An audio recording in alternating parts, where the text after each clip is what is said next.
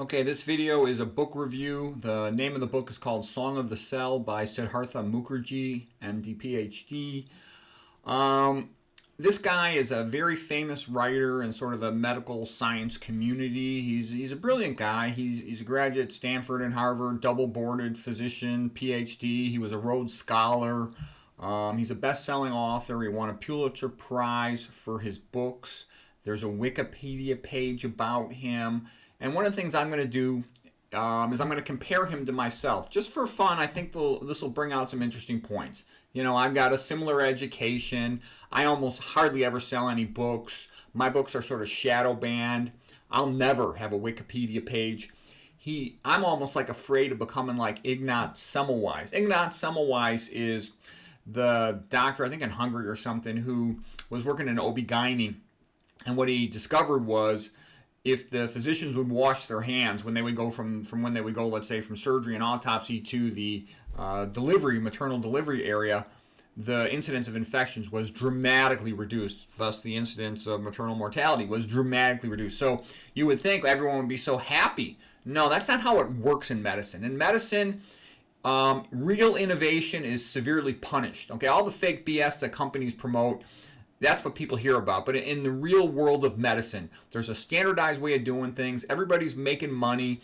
It's very efficient and fast. And the sad truth of the matter is what happens to the patients really doesn't matter. As long as a doctor follows a standard of care, whether or not the patient lives or dies, they can't get in trouble. It doesn't matter. So unfortunately, you know, the best doctors really want to help their patients, and all doctors want to help their patients. But what I'm trying to say is, innovation in medicine is not welcome. That's a very important point, because a patient goes to a doctor or a hospital hoping to be cured.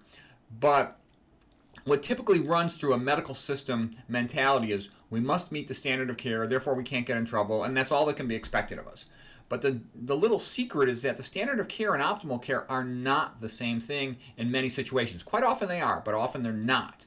Okay, and that'll make more sense. So basically, this Ignaz Semmelweis guy figured out how to save millions and millions of lives, and he was fired, and things didn't go well for him. Okay, now the best-known books of Siddhartha Mukherjee are Cancer, Emperor of All Maladies. There's 3 books here, and then the next one is The Gene, about the history of discovery of DNA, and then the next one is A Song of the Cell, about cell physiology. Okay, my best books are Journey to Optimal Health, Hot Topics in Nutrition, 2 Tales of a Hot Tub, How to Improve Blood Flow, Straight A at Stanford, about study skills, academics, rhyme, rhetoric, and logic, and how to write. Okay, so I'll just tell you that.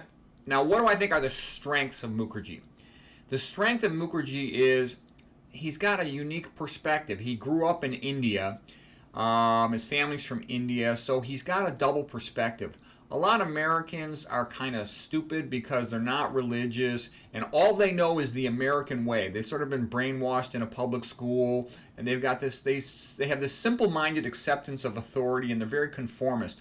When a person is raised with only one point of view, it's difficult for them to become highly observant or skilled in describing things, because being able to see things from several different perspectives, you know, you've got relatives and parents from different countries, you've got a religion that sees things different perspectives. All of those things make a person a lot smarter, or training in 2 different fields that perceive something differently, because then you have a much better chance of objectively being able to perceive things. His research background for Dr. Mukherjee, he also did like a PhD in immunology. He's got quite a bit of traveling. He went to Oxford, England. So he is able to see things from a perspective of a scientist, and not just as an MD. Plus, you know, England was awesome at biology. That's where Watson and Crick, you know, discovered the structure of DNA. That's where, you know, Darwin is from England. So England does have a really high level perspective and insight into the science of biology. What else do I like about Mukherjee? He's very eloquent. He has a lot of clever, even I would say brilliant, beautiful metaphors. He says all kinds of things that are kind of clever and funny, like the plane landed with the typical loud elephant screech. And one of my favorite things I got from him was he emphasized that metaphors are a much better way to describe feelings than our check boxes, where one of the doctors he was working with had the patients filling out check boxes to see their mood and how they were feeling versus asking them to put it in their own words how they were feeling. And it was much, much, much better when they made a metaphor for how they were doing. That's actually a big insight because a lot of stuff is done with check boxes and they're totally overrated. Okay. I'm sure that if Dr. Mukherjee and myself met, we would immediately be friends. We would have a lot of fun talking to each other. I do enjoy listening to his books. They're convenient because they're all on audio CD, and I like to listen to an audio CD in the car. And they're very well written. They're eloquent. But what I would say about his books is they're really written at a junior level. They're written something that a college pre-med would enjoy, or an educated person who's not in a medical field could understand everything in his books. I can tell you every doctor basically knows 99.9% of everything he says. He basically just repeats what was learned in college and med school, and he says it, in an eloquent, pleasant way. Why do I even listen to his books? They're kind of like baby books for me. I listen to them because they're pleasant. They get me to review a subject, and ideas go through my mind as I'm listening about the different topics. Okay. And to him, a standard textbook is like this incredible, standard medical textbook is like this incredible achievement, and he sort of glorifies the discoverers and their discoveries of conventional medicine. Okay, now just to give you a little comparison, like how I see things. Okay, to me, conventional medical textbooks are a joke. I look at them as like a comic book. And now, people sometimes say, whenever somebody, really smart and advanced in a subject starts talking, everybody says, oh, you don't know. You run into the Hollingsworth problem. When I talk about textbooks, I know exactly what I'm saying. I had 99% of my boards, med school and residency, and I've gone through those books backwards and forwards, okay? And what I can tell you is they are a joke, okay? Coronary artery disease is 100% curable. It's been shown by Dr. Esselstyn, Dr. Ornish, Kempner, and many others plenty of times. That is not in any of the books. And none of the persons who made the big discoveries in atherosclerosis, none of them, not a single one of them, are in the textbooks, including the Harvard cardiovascular physiology, pathophysiology textbooks, okay? And to me, that's a joke and a disgrace, okay? And then you'll say, well, that's just atherosclerosis and coronary artery disease. No, that's how it is for many subjects, okay? If you look at the chapter on autoimmune disease, I just finished reading the chapter on autoimmune disease in the Ivy League, primarily Harvard-authored textbook of pathology, okay? Kutran and Kumar Robbins' textbook of pathology. They don't even mention autoimmune disease in the chapter. They don't even mention leaky gut in the chapter on autoimmune disease. That's a joke. Leaky gut is by far, the most important thing anyone could ever learn about autoimmune disease. It's not in the entire chapter. I find it hard to believe that that's an accident, okay? How could the fundamental central part of a topic not be in the chapter? And that's a relatively recent edition, 2015 edition. So I tell you that because there's a dramatic difference here at this point. Almost everything in my books, none of it practically, other than the little basic intro stuff, is in the conventional books. All of my stuff comes from journal articles and from clinical experience, and from what I've learned from the internet. It's all way, way, way more advanced than all this baby book stuff that Dr. Mukherjee's writing about. Okay, there's a big difference. I talk to doctors every day, and I know for a fact 99.9% of them don't know most of the stuff I talk about. It's all brand new to them. They're constantly telling me, oh, that's so great. Okay, that's so new. That's so interesting. Okay, because it's not in any of their books. They don't learn it in med school and residency. Remember that quote by, what's his name? He's a former, well, you know who I'm talking about. He said, this is the unknown. There's known knowns, there's known unknowns, and there's unknown unknowns. Most of what I'm talking about is an unknown unknown. By that I mean doctors aren't even aware that nutrition is important or toxicology is important. They don't know anything about it. They're basically trained, when they learn biochemistry, they're not learning real nutrition. They're learning how to prescribe drugs, okay? The medical system makes its money primarily from selling drugs. And so everything is geared towards selling drugs, and it's as if, the center of the universe revolves around the sun. In medicine, it revolves around selling drugs, okay? Pharmacology, okay? So let's see. And by the way, Dr. Mukherjee, he always plays it safe. Always. He will never challenge the status quo. I've read 3 of his books now. I've never once, and I watched some of his internet videos, I've never once ever seen him challenge the status quo. Okay? He might say things like, oh, well, epigenetics is important. Is that a form of Lamarckian evolution as opposed to Darwinism, neo-Darwinism? Okay, whoop-de-doo. That's something that anybody who's heard anything about evolution knows about that topic, okay? That's not really a challenge to convention, okay? And what I'm also going to say is the reason why he's glorified by the medical industrial system and has won all these awards and is promoted is because he glorifies them, okay? He basically says that chemotherapy is this wonderful miracle, even though he knows the truth that it only works well for a few types of cancers. Most of the cancers, it doesn't work so well, okay? And it has a lot of side effects. And he's a cancer doctor. This guy has seen many, many thousands of people die, and it can be very sad, obviously. And so he always praises conventional things, even when I think they're crazy, they're insane. For example, in his most recent book, Song of the Cell, he talks about depression being treated with deep brain stimulation electrodes like they do for end-stage Parkinsonism. So they basically drill a hole in somebody's skull and then place an electric wire down into the center of the brain, and then they attach an electrical current to it, given through a pacemaker pack in the chest. I think that's insane, okay? And the reason I say that is because there's a tremendous amount of things that can be done with diet, lifestyle, and religion, which should be tried first before you drill a hole into somebody's skull and stick an electric wire down into their brain and shock their brain, okay? That's kind of crazy, okay?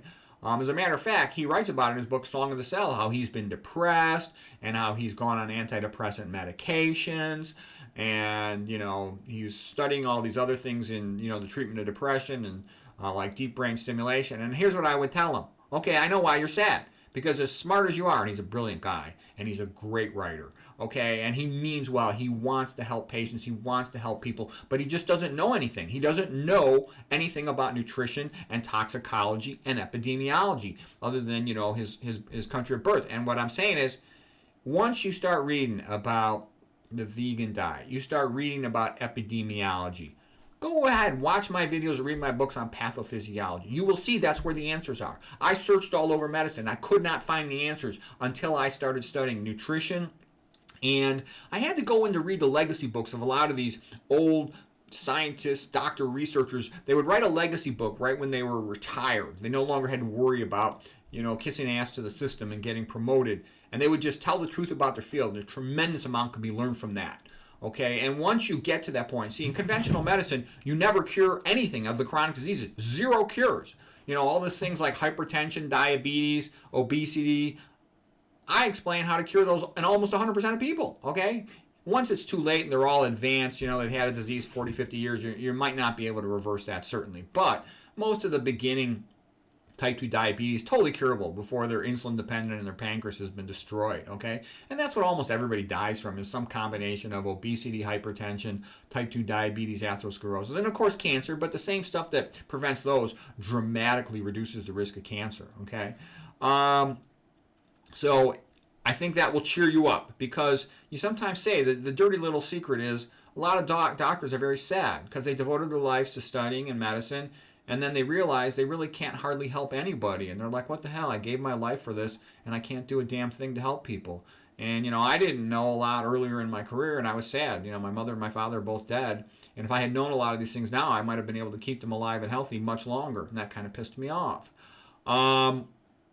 So let's see, what else? Oh, he doesn't know anything about nutrition. He's even, made some naive attempt into the ketogenic diet, and he's wondering, does the ketogenic diet help cancer? So, anybody who's really studying nutrition and cancer knows it's stupid, okay? The ketogenic diet does not address the problem of glutamine coming in the back door on Krebs cycle, and everything can run off glutamine, okay? And all he knows is really somatic mutation theory. Maybe he's starting to dabble into the metabolic and he hasn't put it into his books yet, but it's pretty obvious he doesn't know what he's talking about with regard to nutrition. Read my books, watch my videos. You will be so happy. You won't be depressed anymore. You will see that it is possible to really help people. It is possible to really prevent these diseases. And you and I both know the truth. All these Ivy League things, all these fake university experts, they're a bunch of BS artists. They don't really know what they're doing. It's like back in the 1700s when everything was based on phlebotomy. Now it's all based on pharmacology. But the truth is, that's not what solves these problems. You can't poison your way to health by blocking enzyme systems. The way you do it is by building them up with correct nutrition and avoiding all these toxins. Toxicology and nutrition should be the center of medicine, but obviously they're not because they're not profitable. Okay? So what else would I say? Well, I figured out all these things, and the reason I study all this stuff, I don't make any money with this stuff. I don't even use most of it in my conventional work. I simply have it for the few people that can benefit from it, and I teach about it with these internet videos and in my books. Only the few smart, curious people who can find my stuff find it, okay? And I tell them as much as I can tell them. Of course, I can't tell them everything I know because certain things we're not really allowed to say, and certain things, you don't want to piss off Big Pharma. So I'll give them clues as much as I can so they can connect the dots and figure out how to help themselves. I do the best I can. And I do believe my Christian philosophy of life that all people are created in the image of God, so to speak, helps me to cut through the BS and try to really help them, even when there's a lot of pressure not to. So anyways, I hope someday we meet. I think we'll really be friends. We'll have a lot of fun talking to each other. I would have fun talking to you about immunology. And I would be happy to teach you all this nutrition and toxicology. And you're good at writing like history of a field. I find, the entire history to write a book about that for me would be boring, okay? But for you, someday when you retire, you got some money saved away for your pension, you could write a wonderful history of nutrition and vegan diet and toxicology and all that someday. So anyways, hopefully someday we'll meet. I think we'll be friends. Watch my videos, read my books. You won't be depressed anymore. Okay, good luck to you.